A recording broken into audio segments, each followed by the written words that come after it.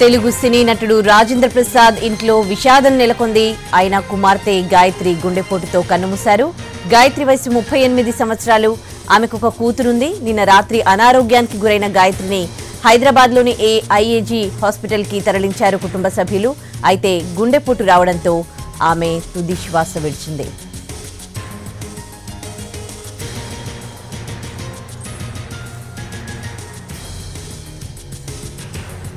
నటుడు రాజేంద్ర ప్రసాద్ ఇంట్లో విషాదం నెలకొంది. ఆయన కూతురు చనిపోయింది. 38 సంవత్సరాల గాయత్రి గుండెపోటుతో హాస్పిటల్లో ట్రీట్మెంట్ తీసుకుంటూ చనిపోయినట్లుగా తెలుస్తోంది.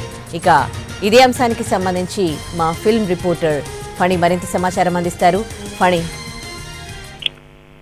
ఉదయశ్రీ, నిజంగా పాపం రాజేంద్ర ప్రసాద్ గారి ఇంట్లో ఇది పెను విషాదం అని చెప్పాలి. ఎందుకంటే ఆయన అత్యంత ప్రేమతో చూసుకునే ఆయన కూతురు గాయత్రి ఈరోజు నిన్న రాత్రి ఏఐజీ హాస్పిటల్లోని గుండెపోటుతో మరణించడం జరిగింది. కార్డియాక్ అరెస్ట్ అని కూడా వైద్యులు తెలియజేశారు. అయితే చాలా కాలంగా ఆమె కొద్దిగా అనారోగ్యంతో బాధపడుతూ ఉండేది, కానీ ఇంత తీవ్రమైనటువంటి పరిస్థితి వస్తుందని ఎక్స్పెక్ట్ చేయలేదు అని చెప్పేసి రాజేంద్ర ప్రసాద్ కి అత్యంత సన్నిహితులైనటువంటి వ్యక్తులతో మనం మాట్లాడినప్పుడు తెలిసింది. అది ఆయనకి కోలుకోలేని దెబ్బ అని చెప్పి కూడా వాళ్ళు చెప్తూ ఉండడం జరిగింది. మీకు ఒక కుమార్తె ఉంది.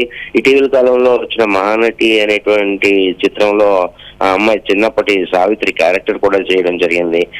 ఆ పాపని ఎలాగైనా ఒక మంచి నటిని చేయాలని ఆమె చెప్తూ ఉండేదని రాజేంద్ర ప్రసాద్ గారు కూడా చాలా సార్లు చెప్తా ఉండేవారు. సో ఏదేమైనప్పటికీ కూడా రాజేంద్ర ప్రసాద్ గారి ఇంట్లో ఇది చాలా పెద్ద విషాదం సంఘటన అని చెప్పాలి. ఉదయశ్రీ, ఫణి, అంటే ఎట్లాంటి ఆరోగ్య సమస్యలతో బాధపడుతున్నారు గాయత్రి గారు? అంటే కోవిడ్ తర్వాత కొద్ది కాలం అనారోగ్య సమస్యలతో బాధపడినప్పటికీ వెంటనే ఆవిడ కోలుకుంది. తర్వాత మిగతా ఏ రకమైనటువంటి ఇబ్బందులు లేవు అనే మనకు తెలుస్తా ఉంది. అయితే ఇది కార్డియాక్ అరెస్ట్ వల్ల ఆవిడ చనిపోయారు అని కూడా మనకి వైద్యులు తెలియజేశారు. ఉదయశ్రీ, కానీ ఈ మధ్య కాలంలో చాలా మంది అంటే 30s లోనే హార్ట్ అటాక్ తో చనిపోవడం చూస్తూ ఉన్నాం. అంటే కోవిడ్ ఇంజెక్షన్స్ వల్ల ఆ తర్వాత దాని ఇంపాక్ట్ తో ఇలా జరుగుతోంది అని కూడా మనం చాలా న్యూస్ వింటూ ఉన్నాం. సో ఇది కూడా అలాంటిదేనా ఫణి? మేబీ ఆ అవకాశం కూడా కనబడతా ఉంది.